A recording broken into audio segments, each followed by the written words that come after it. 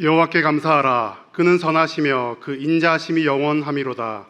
여호와의 인자하심과 인생에게 행하신 기적으로 말미암아 그를 찬송할지로다. 아멘. 주일 예배 오신 여러분을 환영합니다. 상한 마음을 고치시고 주의 길로 인도하시는 주님을 함께 찬양합시다.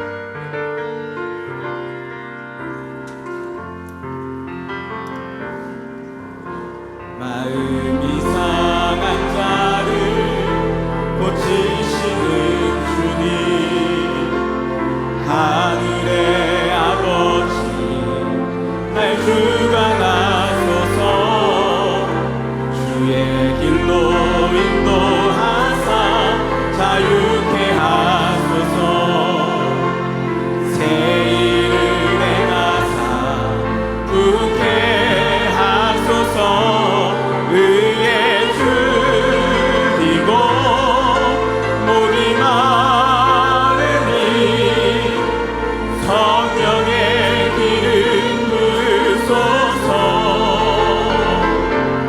의에 줄이고 목이 마르니 내 잔을 채워 주소서. 일어나서 2절 고백합시다. 성령으로 채우사 주보게 하소서. 주의 임재 속에 은혜 알게 하소서.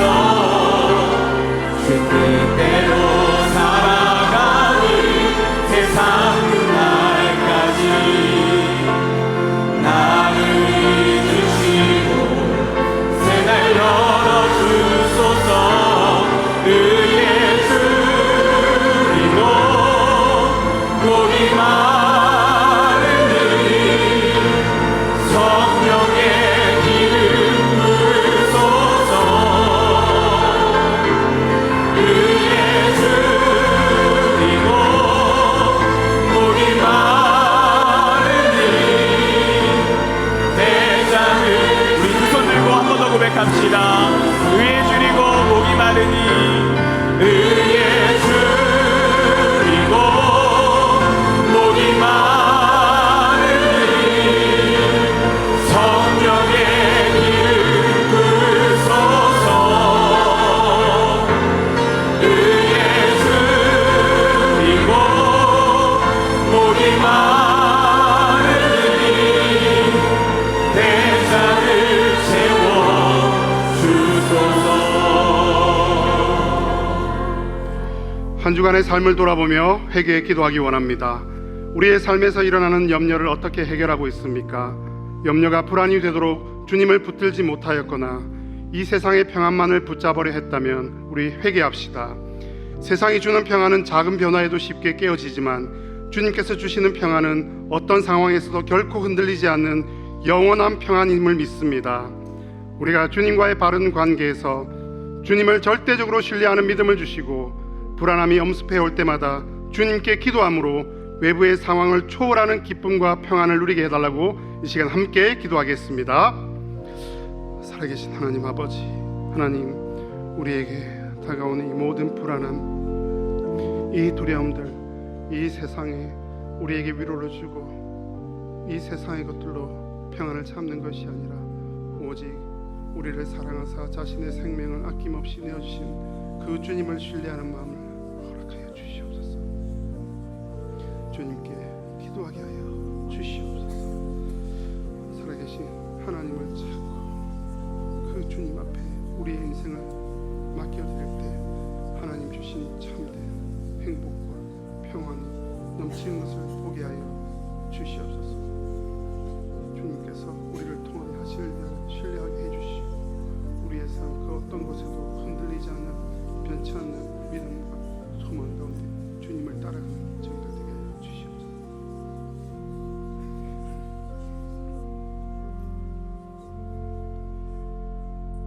이 모든 말씀 살아계신 예수님의 이름으로 간절히 기도드립니다.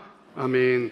전능하사 천지를 만드신 하나님 아버지를 내가 믿사오며 그 외아들 우리 주 예수 그리스도를 믿사오니 이는 성령으로 잉태하사 동정녀 마리아에게 나시고 본디오 빌라도에게 고난을 받으사 십자가에 못 박혀 죽으시고 장사한 지 사흘 만에 죽은 자 가운데서 다시 살아나시며 하늘에 오르사 전능하신 하나님 편에 앉아 계시다가 저리로서 산자와 죽은 자를 심판하러 오시리라.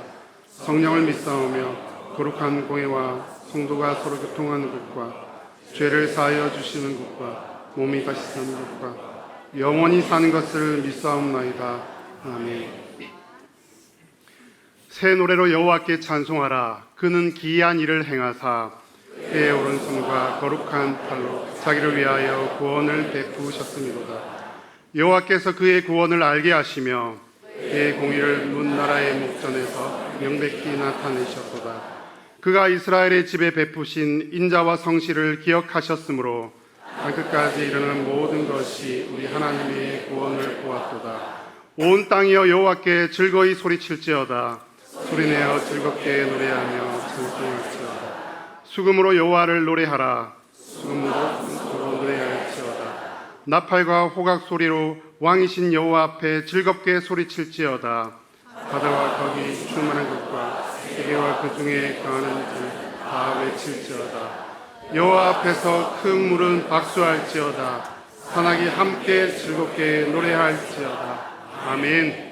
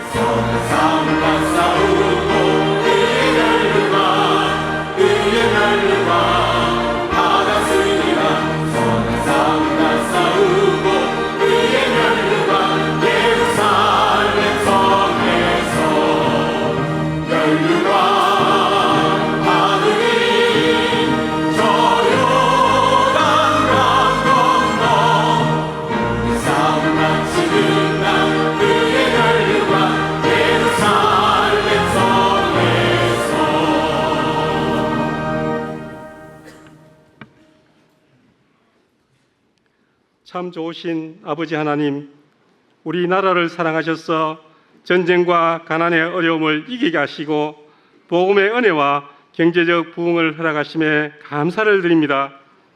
전능하시고 존귀하신 하나님께 온 마음과 정성을 다하여 예배를 드리오니 영광과 찬양을 받아 주시옵소서. 하나님의 자녀로 살아가면서도 지혜롭지 못하였으며 염려와 걱정 속에서 주님 주시는 참 기쁨과 평안을 누리지 못하였음을 회개합니다. 주신 은혜를 기억하며 눈을 들어 하나님을 바라보며 교만을 버리고 여호와의 의를 구하며 믿음으로 빛의 삶을 살아가게 하여 주시옵소서. 우리 교회가 생명사역과 생명선교를 기쁨으로 잘 감당하는 진리 위에 거룩한 교회, 선교적 교회가 되게 하여 주시옵소서. 22일부터 24일까지의 미주지역 생명사역 컨퍼런스 가운데 함께 하시어 참여하는 사역자들에게 새 힘과 변화의 은혜를 허락하여 주시옵소서. 커넥터 처치를 통한 파송개척이 지역을 복음화하는 선교적 순종으로 잘 준비되게 하여 주시옵소서. 단기 선교와 수련회, 성경학교와 여름 사역이 잘 준비되게 하시어 하나님을 향하는 시간이 되게 하시며 다음 세대가 성령의 놀라운 은혜를 체험하게 하시며 믿음과 사랑으로 세상을 섬기는 선한 지도자들로 세워 주시옵소서. 이 나라와 민족에게 긍휼을 베푸셔서 정의와 공의가 세워지며 온 국민이 서로 신뢰하며 사랑하는 나라가 되게 하여 주시옵소서. 하나님만 경외하는 믿음의 지도자들을 세워주셔서 한국 교회가 회복과 부흥을 이루어 복음을 온 세상에 전하는 선교 강국으로 세워주시옵소서. 문대원 목사님께 성령의 권능과 영적 권위를 더하여 주셔서 선포되는 말씀으로 예배자에게 은혜의 감격으로 힘의 근원이 되게 하시며 하나님의 능력을 보게 하시며 약한 자가 강해지며 병든 자가 치유되는 놀라운 은혜를 허락하여 주시옵소서.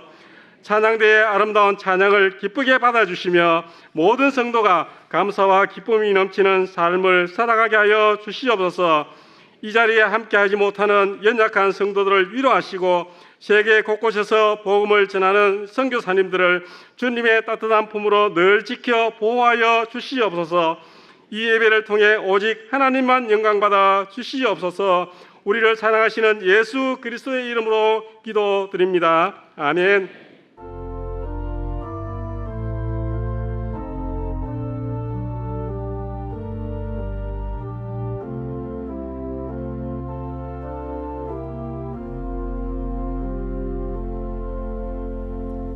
악의 축복기도 드리겠습니다. 이희상 목사님, 김성은 사모님, 딸 이유은, 박민성 성도님, 박지희 성도님, 딸 박다미 교회에 처음 나왔습니다. 생명의 주권자 되신 하나님, 이렇게 아름답고 귀한 딸들을 창조하여 주시고 이 땅 가운데로 보내주신 하나님의 은혜에 감사드립니다. 주님께서 이들을 창조하셨을 때 가지셨던 모든 선한 뜻과 계획들이 하나도 빠짐없이 이 땅 가운데서 이루어지게 하여 주시옵소서. 험한 세상 살아갈 때에 주님의 특별한 은혜 가운데 지켜 보호하여 주시고 이들이 자신의 힘과 지혜를 의지하는 것이 아니라 오직 살아계신 하나님 한 분만을 사랑하고 경외하게 하여 주시옵소서. 이들의 마음 가운데 하나님의 사랑과 은혜로 충만하여져서 선한 마음과 진실한 마음으로 많은 사람들을 사랑하고 섬기고 위로하는 인생 되게 하여 주시옵소서. 깨어지고 악하고 타락한 이 세상 가운데 하나님의 선하심과 자비하신 빛을 비추는 존귀한 인생 되게 하여 주시옵소서. 그래야 해서 하나님께 영광이 되고 부모에게는 큰 기쁨이 되는 인생 되게 하여 주시옵소서. 주님의 은혜에 감사드리고 예수님의 이름으로 기도드립니다. 아멘. 이 시간 출산 장려금 드릴 때 박수로 축하해 주시기 바랍니다. 6월 21일 셋째 주 대구동신교회 주간 뉴스입니다. 지난 6월 13일 비전관 생명홀에서 대구 경북 7.14 연합 기도 대성회가 열렸습니다. NCS의 찬양으로 시작된 이번 기도 대성회에서는 선한목자교회 유기성 원로 목사가 말씀을 전했으며 배준현 목사, 강영록 목사, 박성훈 목사, 이정환 목사, 국광승 목사가 기도회를, 이지훈 목사가 마무리 기도를 인도했습니다. 이번 기도 대성회는 대구 경북 지역 교회들과 함께 한국교회의 회복과 부흥, 그리고 나라와 민족을 위해 한마음으로 뜨겁게 기도하는 시간을 가졌습니다. 지난 6월 14일 주일 2부에서 4부 예배 시간에 2026 상반기 학습 세례 유아 세례식이 거행됐습니다. 2부 예배에서는 64명이 학습을, 3부 예배에서는 30명이 세례를 받고 42명이 입교했으며 4부 예배에서는 54명의 자녀가 유아 세례를 받았습니다.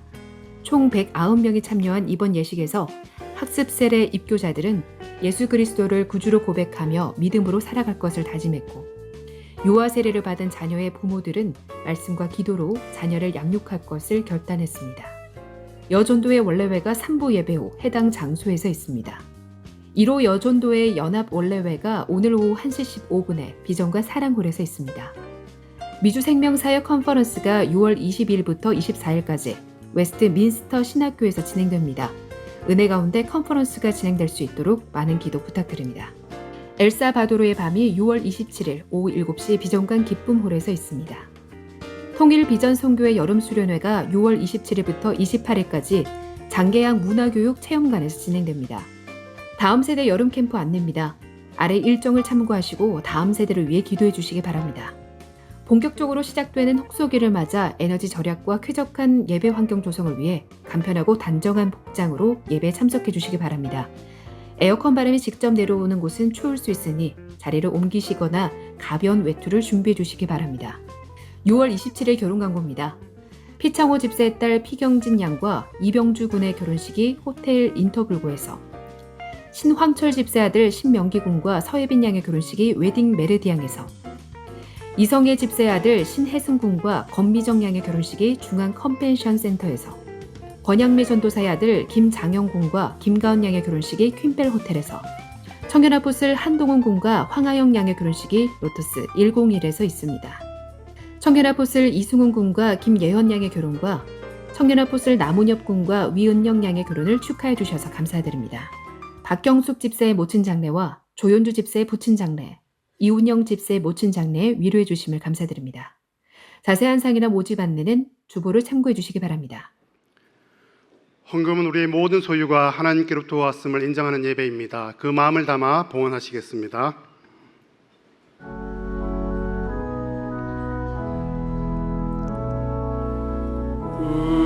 우리에게 향하신 여호와의 인자하심이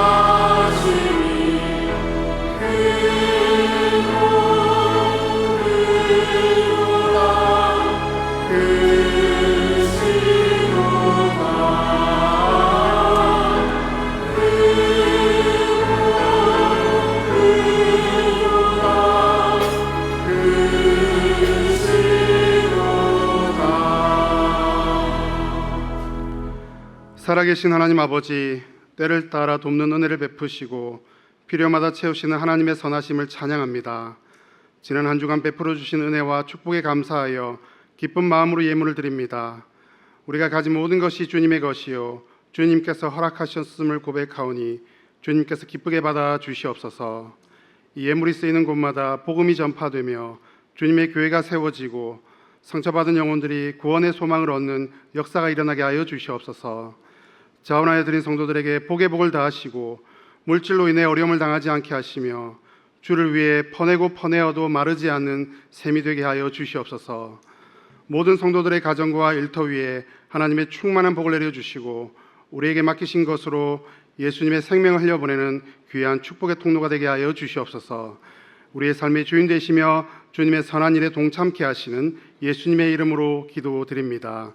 아멘. 오늘 우리에게 주신 하나님 말씀은 사무엘상 18장 1절에서 5절 말씀입니다. 구약 439면쯤에 있습니다. 사무엘상 18장 1절에서 5절 말씀 한 절씩 교독하시고 마지막 5절은 함께 읽겠습니다. 다윗이 사울에게 말하기를 마침에 요나단의 마음이 다윗의 마음과 하나가 되어 요나단이 그를 자기 생명같이 사랑하니라. 그날의 사울은 다윗을 머무르게 하고 그의 아버지의 집으로 다시 돌아가기를 허락하지 아니하였고 요나단은 다윗을 자기 생명같이 사랑하여 더불어 언약을 맺었으며 요나단이 자기가 입었던 겉옷을 벗어 다윗에게 주었고 자기의 군복과 칼과 활과 띠도 그리하였더라. 함께 읽겠습니다. 다윗은 사울이 보내는 곳마다 가서 지혜롭게 행하며 사울이 그를 군대의 장으로 삼았더니 온 백성이 합당히 여겼고 사울의 신하들도 합당히 여겼더라. 아멘.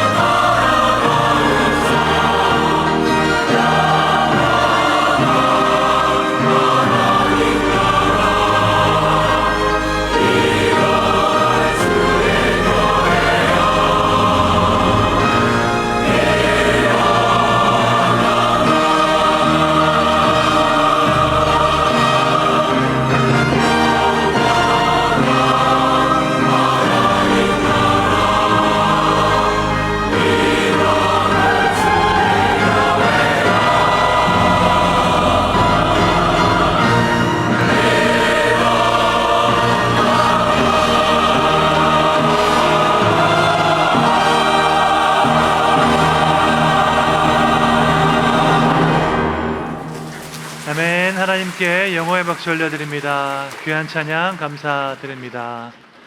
현장에서 그리고 온라인으로 주일 3부에 나오신 여러분들을 주님의 이름으로 환영합니다.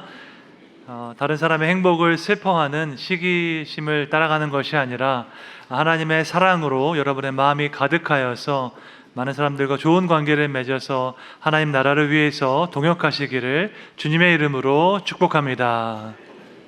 네, 여러분들께서 기도해 주셔서 저는 어제 서울에서 온누리교회 청년 연합 집회 설교를 잘 섬기고 왔습니다. 지금 이 시대에도 하나님 나라를 꿈꾸는 귀한 청년들과 함께 예배하는 특별한 시간이었습니다. 이번 주간에는 미국 필라델피아 웨스트민스터 신학교에서 미주 지역 생명사역 컨퍼런스가 열리게 됩니다. 우리가 사랑하고 존경하는 권성수 목사님께서 웨스트민스터 신학교의 특훈 교수님이십니다. 웨스트민스터 신학교가 최근에 아카데믹 센터 건물을 새로 지었는데 그곳에서 첫 번째로 이제 개최하는 컨퍼런스가 생명사역 컨퍼런스입니다. 특별한 의미가 있지요. 미국 동부 지역 필라델피아, 뉴욕, 뉴저지에 있는 많은 목회자들께서 참석하실 예정입니다. 예수님을 깊이 만나는 시간 될 수 있도록 생각의 틀이 변화되는 시간 될 수 있도록 기도해 주시기를 부탁드립니다. 좌우에 계신 분들과 함께 우리 인사 나누겠습니다. 예수님의 평강이 함께 하기를 기원합니다. 인사하겠습니다.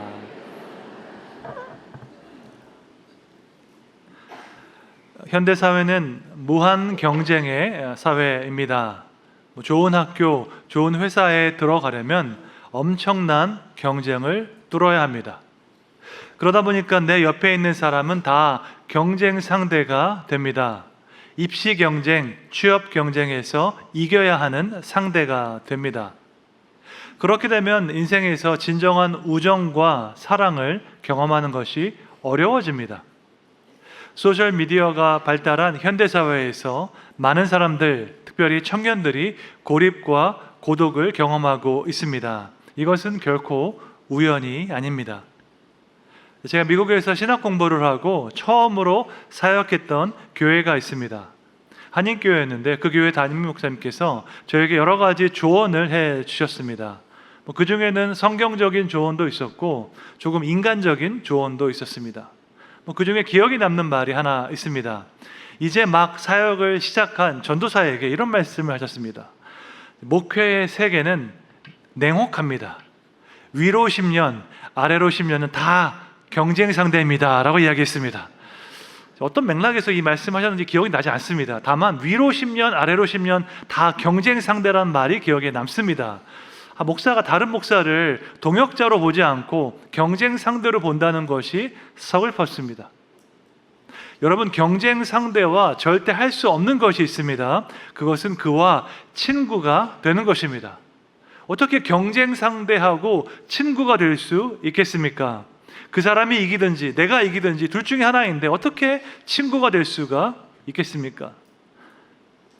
다 아시는 것처럼 저와 범호교회 이지훈 목사님은 좋은 우정을 나누고 있습니다. 저희끼리만 친한 것이 아니라 아내들까지도 서로 아끼는 좋은 친구 관계입니다. 담임 목사들끼리 친하니까 우리 교회와 범호교회도 서로 사랑하고 응원하는 관계입니다. 다른 사람을 경쟁 상대로 여기는 것은 그를 타자화하는 것입니다. 나와 아무 상관없는 완전히 다른 사람으로 여기는 것입니다. C.S. 루이스는 이것이야말로 지옥의 철학이라고 이야기했습니다. 그가 말하기를 지옥의 철학은 하나의 사물은 다른 사물과 별개라는 원칙, 하나의 자아는 다른 자아와 별개라는 원칙을 인식하는 데 있다. 그들에게 있어 존재한다는 것은 곧 경쟁한다는 뜻이다 라고 이야기했습니다. 지옥의 철학은 제로섬 게임입니다. 파이는 제한되어 있고 그것을 가지고 서로 경쟁하는 것입니다. 하지만 하나님의 나라는 제로섬 게임이 아닙니다. 하나님의 나라는 정해진 파이를 나누는 것이 아닙니다. 하나님의 나라는 점점 더 커지고 확장되기 때문입니다. 예수님께서 천국에 대한 비유를 많이 하셨습니다. 겨자씨 비유, 누룩 비유를 통해서 천국에 대해서 말씀하셨습니다. 그 핵심이 무엇입니까? 하나님의 나라, 천국은 점점 더 커지고 확장된다는 것입니다. 그러므로 하나님을 따르는 자들이 경쟁적인 관계를 가질 필요가 없습니다. 한 교회가 부흥하면 다른 교회가 쇠퇴하는 것이 아닙니다. 한 선교단체가 잘 되면 다른 단체가 망하는 것이 아닙니다. 함께 잘 될 수 있습니다. 함께 부흥할 수 있습니다. 왜냐하면 하나님의 나라는 계속해서 확장되기 때문입니다. 이것을 깨달은 사람은 시기의 문제를 잘 다룰 수 있습니다. 시기는 한마디로 다른 사람의 행복을 슬퍼하는 것입니다. 참 못난 마음이죠. 내가 가지지 못한 것을 가진 상대방을 보면서 못마땅하게 여기는 것입니다. 여러분, 성경에서 최초로 시기를 품었던 사람은 누구였을까요? 다른 사람의 행복을 보면서 슬퍼했던 최초의 인물은 누구였을까요? 가인이었습니다. 창세기 4장 4절과 5절 말씀 함께 읽겠습니다. 여호와께서 아벨과 그의 제물은 받으셨으나 가인과 그의 제물은 받지 아니하신지라. 가인이 몹시 분하여 안색이 변하니. 하나님께서 가인의 제물은 받으셨으나 아벨의 제물은 받으셨으나 가인의 제물은 받지 않으셨습니다. 이로 인해서 가인은 동생 아벨을 시기했고 결국 살인을 저지르게 되었습니다. 인류 최초의 살인은 시기로 인해서 발생했습니다. 그런데 이 구절을 자세히 살펴보면 하나님께서 아벨과 그의 제물을 받으셨다고 말씀합니다. 그러니까 제사를 드리는 사람과 그 제물을 함께 받으셨습니다. 가인의 경우에는 가인과 그의 제물을 받지 않으셨습니다. 그러면 여기에서 문제는 사람이었을까요? 제물이었을까요? 가인이 제물을 잘못 준비해서 안 받으셨을까요? 아니면 가인의 삶과 신앙에 문제가 있었기 때문에 안 받으셨을까요? 당연히 후자일 것입니다. 하나님은 제물 자체에 관심이 있으신 것이 아닙니다. 그 제물을 드리는 사람에게 관심이 있으십니다. 이 자리에 계신 많은 분들이 주일 예배를 드리러 오셨습니다. 여러분의 소중한 시간을 들여서 하나님을 예배하러 오셨습니다. 교회에 간다고 멋지게 차려입으시고 헌금도 준비하셨습니다. 하지만 하나님은 우리의 옷, 우리의 헌금에 관심이 있지 않으십니다. 하나님은 우리의 마음, 우리의 삶에 관심이 있으십니다. 왜냐하면 하나님께서 찾으시는 것은 예배가 아니라 예배자이기 때문입니다. 하나님께서 가인과 그의 제사를 받지 않으셨다면 그 이유를 생각해 보면 됩니다. 내 삶에 어떤 문제가 있었나? 나의 마음에 어떤 문제가 있었나라고 스스로를 돌아보면 됩니다. 하지만 가인은 그렇게 하지 않았습니다. 그는 자신을 돌아본 것이 아니라 동생을 보았습니다. 하나님의 사랑을 받는 동생을 시기했고 결국에는 그를 살해했습니다. 왜 가인은 동생과 자신을 비교했을까요? 왜 옆에 있는 사람에게 경쟁심을 느꼈을까요? 다른 사람과 나를 비교하는 것은 바람직하지 않습니다. 비교는 나에게 있는 행복을 잃어버리게 하기 때문입니다. 미국의 26대 대통령 루스벨트는 이렇게 말했습니다. 비교는 기쁨을 훔치는 도둑이다라고 이야기했습니다. 미국으로 이민을 가신 한인들이 하는 이야기가 있습니다. 세계 최고의 나라에서 사는 것이 마냥 좋지는 않다고 이야기합니다. 오히려 한국의 치안, 한국의 복지, 의료 시스템이 미국보다 더 좋다고 이야기합니다. 그럼에도 불구하고 미국 생활에서 크게 만족하는 부분이 하나 있습니다. 그것은 서로 비교하지 않는 문화입니다. 미국 사람은 다른 사람과 비교하지 않고 그냥 자신의 삶을 살아갑니다. 미국은 우리나라처럼 모두가 다 좋은 대학에 가려고 하지 않습니다. 물론 공부를 잘하면 좋은 학교에 가면 되겠지만 그렇지 않으면 다른 일을 하면 됩니다. 의사, 변호사 같은 전문직도 있지만 보일러를 수리하는 플러머도 돈을 잘 법니다. 미국은 아파트가 별로 없고 대부분 개인 주택에서 살거든요. 개인 주택마다 보일러가 있는데 자주 고장이 납니다. 보일러를 수리하기 위해서는 플러머를 불러야 하는데 그러면 상당한 비용을 지불해야 합니다. 한 가지 기술을 잘 익히면 얼마든지 살 수 있는 나라가 미국입니다. 반면에 한국 사회는 엄청나게 비교를 합니다. 어렸을 때는 성적 비교를 하고 성인이 되어서는 회사 비교를 합니다. 무슨 차를 타는지 비교하고 어떤 아파트에 사는지 비교를 합니다. 우리는 평생을 비교하고 비교를 당하며 살아갑니다. 왜 우리는 비교하면서 살아갈까요? 여기에는 오래전부터 내려오는 유교의 전통, 수치의 문화도 있을 것입니다. 그와 더불어서 한국 사회에서는 행복의 기준이 하나이기 때문에 이렇지 않을까 생각합니다. 여러분도 다 알고 계신 부끄러운 통계가 하나 있습니다. 미국의 퓨 리서치 센터에서 전 세계 17개국 선진국 국민들에게 설문조사를 했습니다. 인생에서 제일 의미 있는 것이 무엇인지 질문했습니다. 대부분의 국가들은 가족을 뽑았습니다. 인생에서 제일 중요한 것은 가족이라는 뜻입니다. 그런데 유일하게 한국만 물질적인 풍요를 뽑았습니다. 그러니까 돈이 인생에서 제일 중요하다는 것입니다. 우리나라가 얼마나 물질주의적 사회인지 보여주고 있습니다. 한국에서 행복의 기준은 돈입니다. 수단과 방법을 가리지 않고 돈이 많으면 성공한 것입니다. 좋은 부모는 결혼한 자녀에게 아파트를 해주는 부모가 좋은 부모입니다. 여러분, 돈은 비교할 수 있습니다. 내가 돈이 많은지 다른 사람이 돈이 많은지 단순 비교가 가능합니다. 그러니까 우리는 끊임없이 다른 사람과 나를 비교하며 살아갑니다. 다른 선진국처럼 인생에서 제일 중요한 것이 가족이었다면 아마 이야기는 달라졌을 것입니다.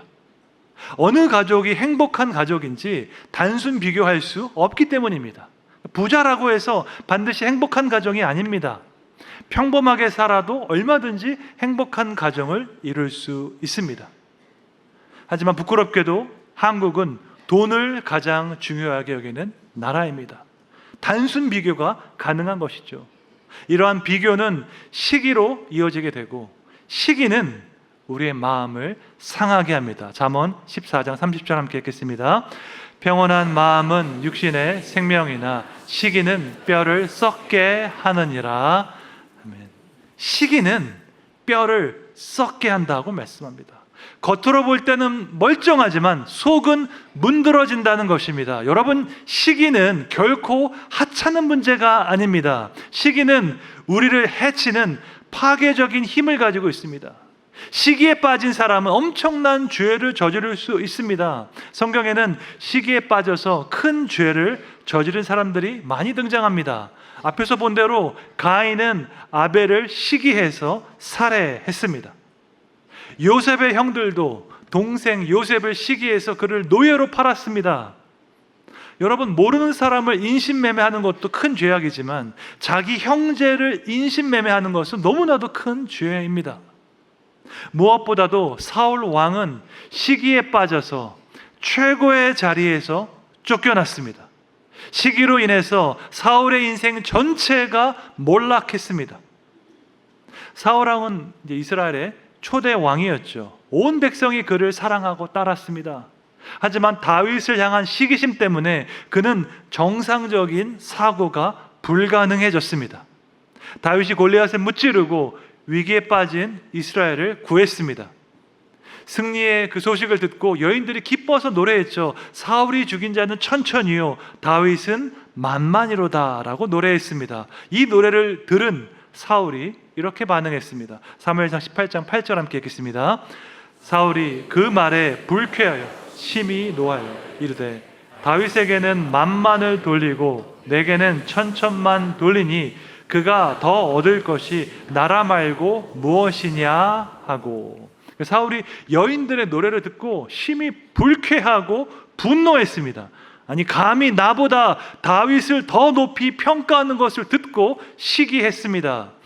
그 이후로부터 사울은 왕으로서의 사명을 다하기보다 다윗을 제거하기 위해서 모든 힘을 쏟았습니다. 시기는 단순한 문제가 아닙니다. 우리의 마음과 인생 전체를 망칠 수 있는 치명적인 죄입니다. 다른 사람의 행복을 슬퍼하는 시기가 얼마나 위험한지 깨닫고 그 길로부터 돌이키는 여러분 되시기를 주님의 이름으로 축원합니다. 성경에는 시기에 빠지지 않고 진정한 사랑을 행한 사람들의 이야기도 나옵니다. 우리에게 희망이 되고 위로가 되는 부분입니다. 구약에서는 요나단이 그러했고 신약에서는 세례 요한이 그러했습니다. 요나단은 골리앗을 무찌른 다윗을 보고 시기하지 않았습니다. 오히려 그를 자기 생명과 같이 사랑했습니다. 오늘 본문은 다윗을 향한 요나단의 사랑이 잘 나타나 있습니다. 본문 1절 말씀 함께 읽겠습니다. 다윗이 사울에게 말하기를 마침에 요나단의 마음이 다윗의 마음과 하나가 되어 요나단이 그를 자기 생명같이 사랑하니라. 아멘. 이 한 구절에 히브리어 네펫이란 단어가 3번 등장합니다. 네펫 하면 마음, 생명, 영혼이라는 뜻입니다. 고대 그리스 철학에서는 인간의 영혼과 육체를 나누는 경향이 있었습니다. 영혼은 선하고 육체는 악하다고 그리스 철학자들이 이야기했습니다. 하지만 히브리 전통에서는 인간을 하나의 통합된 유기체로 보았습니다. 영혼과 육체를 나누기보다 모든 것이 통합된 하나의 인격으로 보았습니다. 이것을 지칭하는 단어가 바로 네펫이었습니다. 요나단의 네펫이와 다윗의 네펫이가 하나가 되었다고 말씀합니다. 이것은 요나단의 마음과 다윗의 마음, 요나단의 생명과 다윗의 생명이 하나로 연결되었다는 의미입니다.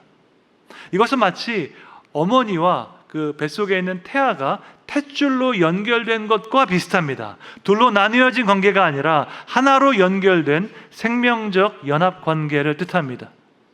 요나단이 이 정도로 다윗을 사랑했습니다. 다음 구절에 보면 요나단이 자신의 겉옷과 칼을 다윗에게 주고 있습니다. 4절 말씀 함께 읽겠습니다. 요나단이 자기가 입었던 겉옷을 벗어 다윗에게 주었고 자기의 군복과 칼과 활과 띠도 그리하였더라. 아멘. 고대 사회에서 옷은 신분을 뜻합니다. 요나단이 자신의 겉옷, 예복을 주었다 하는 것은 다윗을 왕으로 인정했다는 뜻입니다. 당시 이스라엘은 후기 청동기에서 철기 시대로 넘어가는 과도기였습니다. 그래서 철기 무기가 아주 귀했습니다. 사무엘상 13장에 보면 이스라엘 나라 전체에 칼이 2자루밖에 없었다고 합니다. 사울 왕과 그의 아들 요나단에게만 칼이 있었습니다. 이렇게 칼이 귀한데 요나단이 자신의 칼을 다윗에게 주었습니다. 이것은 다윗을 자신의 상관으로 인정하는 것과 마찬가지입니다. 여러분, 요나단이 누구입니까? 그는 사울 왕의 장남이었습니다. 이스라엘의 왕자였습니다. 장차 다음 왕이 될 사람이었습니다. 그러면 요나단의 입장에서 다윗은 그의 가장 강력한 라이벌입니다. 내가 왕이 되는데 가장 큰 걸림돌이 되는 사람이 바로 다윗이었습니다. 다윗이 더 유명해지기 전에 빨리 제거해야 했습니다. 그렇지 않으면 그가 나를 제치고 이스라엘의 왕이 될 수도 있었기 때문입니다. 그런데 놀랍게도 요나단은 다윗을 사랑했습니다. 그냥 사랑하는 것이 아니라 자기 생명같이 사랑했습니다. 자신의 겉옷과 칼을 그에게 줄 정도로 사랑했습니다.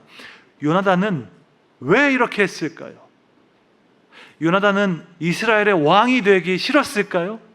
권력에 아무런 관심이 없는데 마침 왕이 될 만한 사람을 만나니까 기뻤을까요? 왜 요나단은 다윗에게 경쟁심을 느끼지 않았을까요?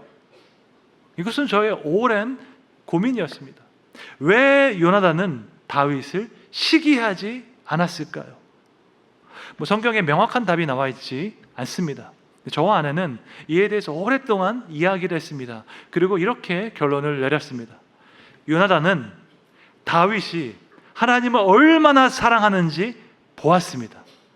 요나단 자신이야말로 하나님을 정말로 사랑하는데 나와 동일한 마음으로 하나님을 사랑하는 사람을 마침내 만났습니다. 또한 하나님께서 다윗을 얼마나 사랑하는지도 보았습니다.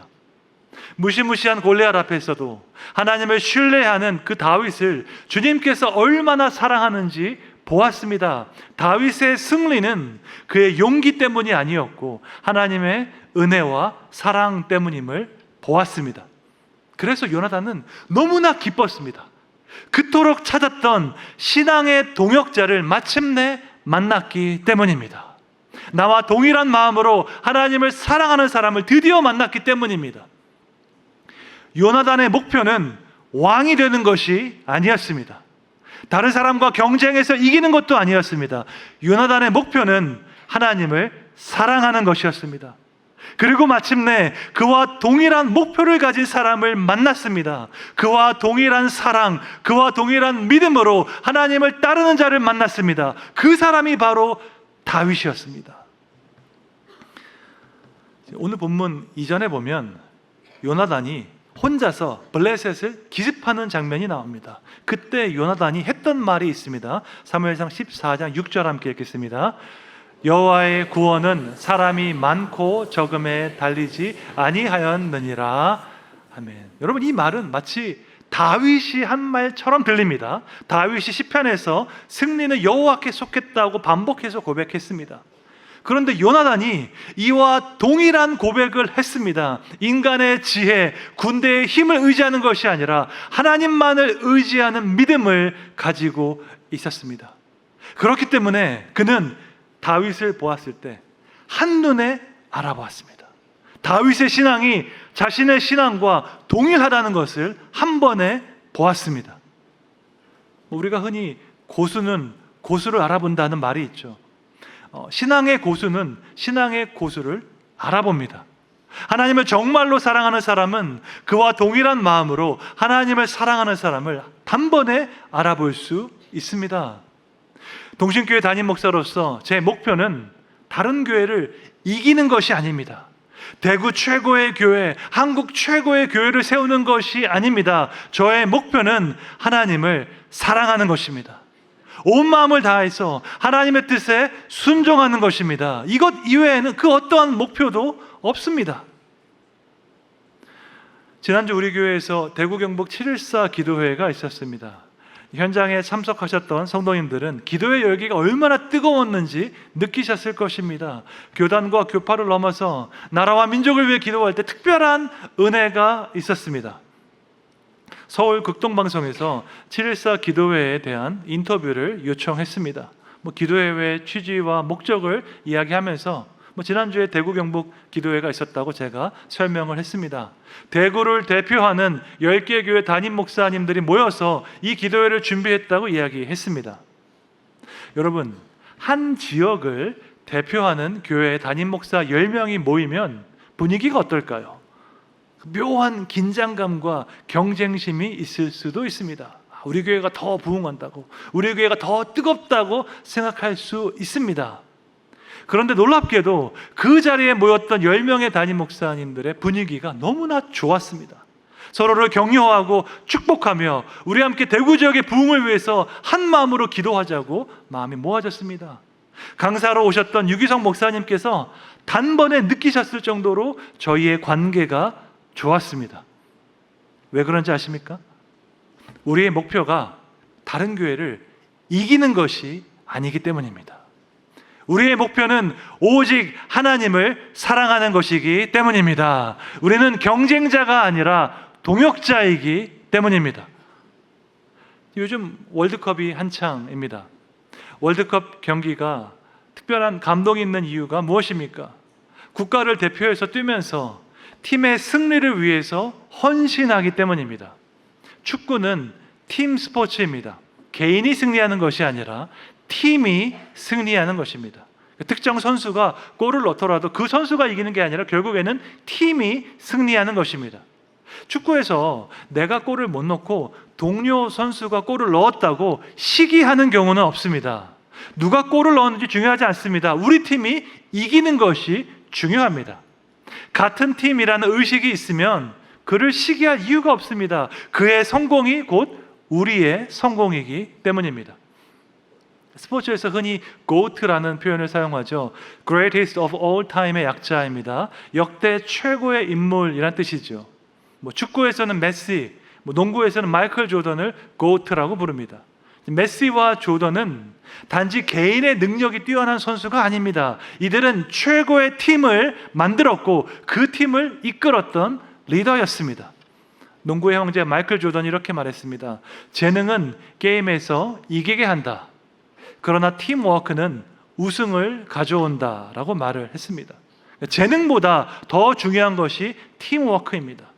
고트라고 불리는 선수는 재능만 뛰어난 선수가 아닙니다. 그들은 최고의 팀워크를 이끌어낸 최고의 리더였습니다. 요나단이 다윗을 보고 시기하지 않았습니다. 왜냐하면 다윗과 요나단은 같은 편이었기 때문입니다. 이렇게 훌륭한 사람이 우리 편인데 그를 시기할 이유가 없습니다. 그의 승리는 곧 나의 승리이기 때문입니다. 그리스도 안에서 우리 모두는 같은 편이라는 것을 기억하면서 서로를 사랑하고 격려하는 아름다운 관계를 만들어 가시기를 주님의 이름으로 축원합니다. 사랑에는 놀라운 힘이 있습니다. 성경이 말하는 진정한 사랑은 시기하지 않습니다. 고린도전서 13장 4절 함께 읽겠습니다. 사랑은 오래 참고 사랑은 온유하며 시기하지 아니하며 사랑은 자랑하지 아니하며 교만하지 아니하며. 진정한 사랑은 시기하지 않습니다. 이것을 증명하는 것은 쉽죠. 우리가 비록 악하지만 자녀를 사랑합니다. 모든 부모는 자녀를 사랑합니다. 그래서 자녀가 나보다 더 행복하기를 원합니다. 나는 고생을 했어도 내 아이는 고생하지 않기를 원합니다. 그래서 자녀의 행복을 시기하는 부모는 없습니다. 진정한 사랑은 시기하지 않기 때문입니다. 진정한 사랑은 다른 것이 아닙니다. 하나님의 마음이 진정한 사랑입니다. 하나님을 전심으로 사랑하는 사람은 하나님의 마음을 닮아가게 되어 있습니다. 성화는 다른 것이 아닙니다. 우리의 마음이 하나님의 사랑으로 가득해지는 것을 우리가 성화라고 부릅니다. 예전에는 욕심과 이기심과 시기가 많았습니다. 하지만 하나님을 믿고 따르는 가운데 점점 더 하나님의 마음을 닮아가게 됩니다. 다른 사람의 행복을 기뻐하는 하나님의 마음을 닮아가게 됩니다. 하나님의 마음은 한마디로 사랑입니다. 성화된 사람은 하나님의 사랑으로 가득한 사람입니다. 성경에 보면 베드로가 예수님을 사랑한다고 고백하는 장면이 나옵니다. 과거에는 주님을 배신하고 실패했지만 이제는 정말로 주님만 사랑한다고 고백합니다. 아름다운 장면이지요. 이 고백을 들은 예수님께서 뭐라고 하셨습니까? 그래, 나를 사랑하면 나를 위해 충성해라 라고 하셨습니까? 그렇지 않습니다. 나를 사랑하면 내 양을 먹이라 라고 하셨습니다. 베드로는 예수님을 사랑한다고 했는데 예수님은 그러면 내 양을 돌보라 라고 말씀하셨습니다. 무슨 뜻입니까? 예수님을 사랑하는 것은 곧 그분의 백성을 사랑하는 것입니다. 하나님을 섬기는 것은 곧 그분의 백성을 섬기는 것입니다. 하나님을 사랑하는 것과 사람을 사랑하는 것은 결국 같은 일입니다. 뒤집어서 말하면 하나님을 사랑하는데 사람을 사랑하지 않을 수 없습니다. 이것은 불가능한 일입니다. 우리가 누군가를 미워한다면 그것은 우리의 마음이 하나님의 사랑으로 가득하지 않다는 뜻입니다. 스위스의 정신의학자 칼 융은 이렇게 말했습니다. 모든 질투의 핵심은 사랑의 결핍이다라고 이야기했습니다. 시기와 질투는 결국 다른 사람에 대한 문제가 아닙니다. 그것은 나의 내면에 대한 문제입니다. 누군가를 시기한다는 것은 나에게 부족한 것이 있다는 뜻이 아닙니다. 전교 1등이 자기보다 공부를 더 잘하는 전국 1등을 보고 시기할 수 있습니다. 벤츠를 타는 사람이 자기 차보다 더 좋은 벤틀리 타는 사람 보고 시기할 수 있습니다. 그들이 가진 것이 부족하기 때문이 아닙니다. 그들은 충분히 좋은 것을 가지고 있고 충분히 똑똑합니다. 그럼에도 불구하고 누군가를 시기한다는 것은 충분한 사랑을 경험하지 못했다는 뜻입니다. 사실 사울 왕은 누군가를 시기할 필요가 없었습니다. 자기보다 높은 사람이 없는데 왜 다른 사람을 시기합니까? 이것은 다윗에 대한 문제가 아니라 사울 자신에 대한 문제였습니다. 사울은 블레셋과의 전투, 아말렉과의 전투에서 하나님의 말씀을 거역했습니다. 하나님을 진정한 왕으로 인정한 것이 아니라 자기 마음대로 행했습니다. 그 결과 하나님께서 그분의 은총을 거두셨습니다. 사울은 하나님의 사랑에서 멀어졌습니다. 그런데 다윗을 보니까 그는 하나님의 특별한 은총을 받고 있습니다. 다윗이 자기 힘이 아니라 하나님의 은혜로 골리앗을 이긴 것을 보았습니다. 온 백성이 함께 보았습니다. 하나님께서 다윗과 함께 하시는 것을 보면서 사울은 시기했습니다. 왜냐하면 그의 마음은 하나님으로부터 멀어졌기 때문입니다. 하나님과 멀어진 사람은 진정한 사랑을 행할 수 없습니다. 그런데 그의 아들 요나단은 다윗을 시기하지 않았습니다. 이스라엘의 왕이 되는데 가장 강력한 라이벌인 다윗을 시기하지 않고 자기 목숨처럼, 자기 생명처럼 사랑했습니다. 여러분, 이것이 어떻게 가능한 일일까요? 어떻게 사울 같은 아버지에게서 요나단과 같은 아들이 나올 수 있었을까요? 지난달 가정의 달 설교에서 제가 가정의 중요성, 어린 시절의 중요성을 많이 강조했습니다. 불행한 어린 시절을 보내면 마음 가운데 여러 가지 결핍이 있다고 말씀드렸습니다. 제 이야기가 아니라 하버드 대학의 연구팀이 내린 결론이었습니다. 그런데 거기에도 예외는 있습니다. 사울 같은 아버지에게서 요나단과 같은 아들이 나왔습니다.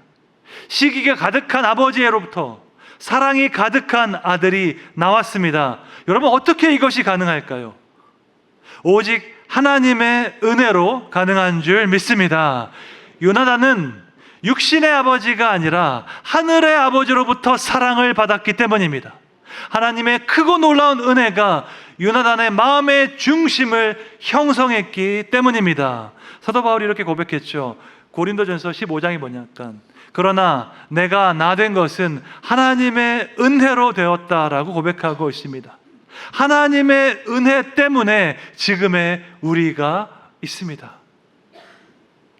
세상으로부터 사랑을 적게 받았을지언정 하나님의 온전한 사랑을 받는다면 우리는 얼마든지 변화되고 회복될 수 있습니다. 남들이 가진 모든 것이 우리에게 다 필요한 것이 아닙니다. 우리에겐 하나님의 은혜가 있기 때문입니다. 우리에게는 하나님께서 계십니다. 온 세상의 통치자가 우리의 편이 되어주시고 우리에게 영원한 사랑을 주십니다. 미국의 신학자 조 리그니는 이렇게 말했습니다. 다른 사람이 받은 복이 나를 정의하지 않습니다. 하나님의 은혜만이 나를 정의합니다. 세상 모든 사람과 경쟁하려는 강박적이고 끈질긴 충동을 거부합니다. 다른 사람의 몰락과 실패를 바라는 악의에 찬 꿈을 내려놓습니다. 은혜가 풍성하신 하나님이 그리스도 안에서 나와 다른 사람들에게 모든 것을 자비롭고 아낌없이 후하게 주신다고 약속하신 것을 확실히 알기 때문입니다 라고 이야기했습니다. 다른 사람이 받은 복이 나를 정의하지 않습니다. 오직 하나님의 은혜가 나를 정의합니다. 우리 인생의 목표는 다른 사람을 이기는 것이 아닙니다. 우리 인생의 목표는 온 마음을 다해 하나님을 사랑하는 것입니다. 하나님의 마음을 가진 자가 되어서 다른 사람의 행복을 진심으로 기뻐하는 것입니다. 시기하지 않는 사람은 하나님의 마음을 가진 사람입니다. 여러분의 마음이 하나님의 사랑으로 충만하여서 다른 사람이 잘 될 때 진심으로 기뻐하고 축하해 주시기를 축원합니다. 서로를 경쟁자로 여기는 각박한 세상에서 진정한 사랑을 행함으로 하나님의 선하심과 인자하심을 나타내는 여러분 되시기를 주님의 이름으로 축원합니다. 함께 찬양 부르겠습니다.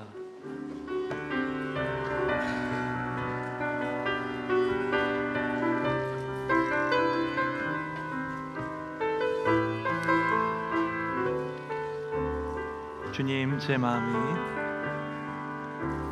주님 제 마음이 너무 둔해서 주님을 볼 수 없습니다.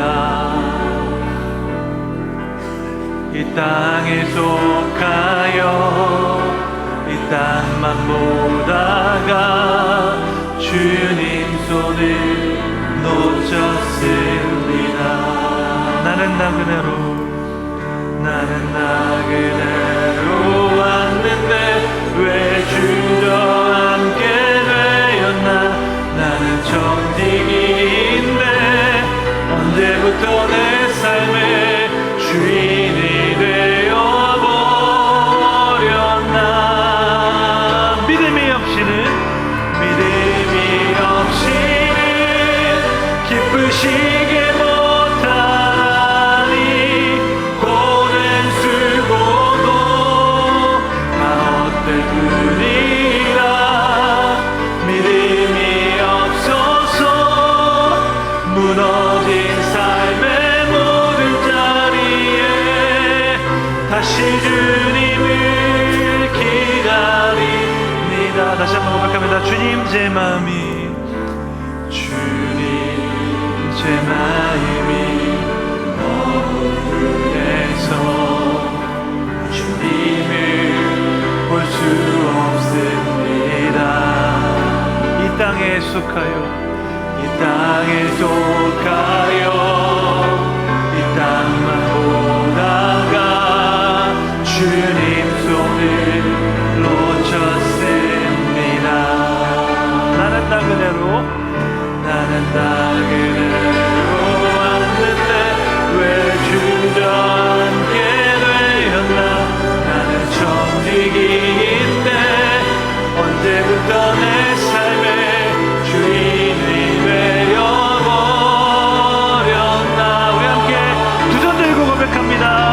믿음이 없이는 기쁘시게 못하나니 고된 수고도 다 헛될 뿐이라. 믿음이 없어서 무너진 삶의 모든 자리에 다시 주님을 기다리. 믿음이 없이는 기쁘시게 못하니 주를 찾는 자 반드시 만나리. 믿음이 없어서 무너진 삶의 모든 자리에 다시 주님을 기다립니다. 신실하신 하나님, 영원히 변하지 않는 은혜와 사랑으로 우리를 빚어가시니 감사드립니다.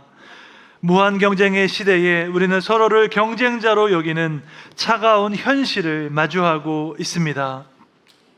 다른 사람의 행복을 슬퍼하는 시기심에 빠져 사는 것이 아니라 모든 사람에게 자비와 은혜를 베푸시는 하나님의 사랑으로 우리의 마음을 채워 주시옵소서. 다윗을 경쟁자로 여긴 것이 아니라 자기 생명과 같이 사랑한 요나단의 마음을 기억하기 원합니다. 우리의 목표는 다른 사람을 이기는 것이 아니라 하나님을 전심으로 사랑하는 것임을 고백하며 하나님의 나라를 위해 살아가는 신실한 사람들과 동역자가 되게 하여 주시옵소서. 한국교회 안에 진정한 연합이 이루어지는 일을 위해 우리 동신교회를 귀하게 사용하여 주시옵소서. 이번 주간 진행되는 미주지역 생명사역 컨퍼런스를 기억하시고 참여하는 목회자들이 예수님을 깊이 경험하는 시간 되게 하여 주시옵소서. 목회하기 어려운 시대이지만 지금도 우리와 함께 하시고 새로운 부흥을 행하시는 주님을 바라보는 믿음과 용기가 깊어지게 하여 주시옵소서. 육체의 질병과 마음의 질병으로 고통받는 성도들을 기억하시고 창조주 하나님께서 전능하신 손으로 안수하사 깨끗하게 치료하여 주시옵소서. 사랑하는 성도들의 직장과 사업과 일터 가운데 풍성한 복을 허락하셔서 하나님의 나라와 생명 사역을 위해서 귀하게 쓰임받게 하여 주시옵소서. 마음이 지치고 상한 자들을 위로하여 주시고 하늘의 영원한 평강으로 인도하여 주시옵소서. 군대와 타지와 해외에 있는 동신의 가족들을 기억하여 주시고 구름 기둥과 불 기둥으로 안전하게 지켜보호하여 주시옵소서. 온전한 사랑의 본이 되어 주신 예수님의 이름으로 기도드립니다. 아멘. 주 예수 그리스도의 은혜와 하나님 아버지의 무한하신 사랑과 성령님의 감화 감동, 위로 교통, 영적인 잠을 깨우시는 역사가 다른 사람을 경쟁자로 여기는 것이 아니라 하나님 나라를 위한 동역자로 여기고 사랑하기로 다짐하는 동신교회 모든 성도들 위해 전 세계에서 복음을 전하시는 선교사님들 위해 이제부터 영원까지 함께 있을지어다. 아멘.